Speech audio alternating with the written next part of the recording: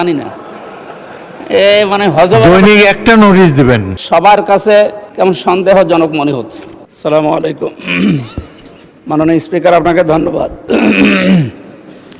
তো নোটিশ দিয়েছি প্রায় 30টা, কোনটার উপরে আমি তো জানি না।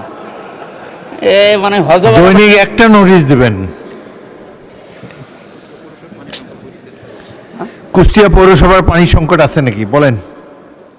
মাননীয় স্পিকার, বাংলাদেশের অন্যতম জেলা কুষ্টিয়ার পৌরসভার পানি নিষ্কাশন যে ব্যবস্থাটা এখন দিন দিন অকেজ হয়ে পড়ার কারণে আমাদের জনদুর্ভোগ চরমে পৌঁছিয়েছে।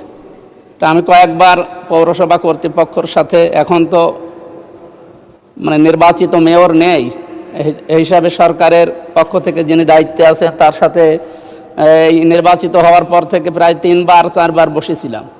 কিন্তু ওনার যে কর্মকাণ্ড বা ওনার উদ্যোগ আমাদের সবার কাছে কেমন সন্দেহজনক মনে হচ্ছে। কারণ কাজকর্মের কোনো গতি আমরা এখনও বৃদ্ধি করতে পারছি না। আমরা নির্বাচিত সদস্য হওয়ার পরেও তার কাছে যে সমস্ত বিষয়গুলো পাওয়ার কথা, এগুলো না পাওয়ার কারণে জনমনে একটা আমাদের প্রতি ভিন্ন একটা ধারণা তৈরি হচ্ছে।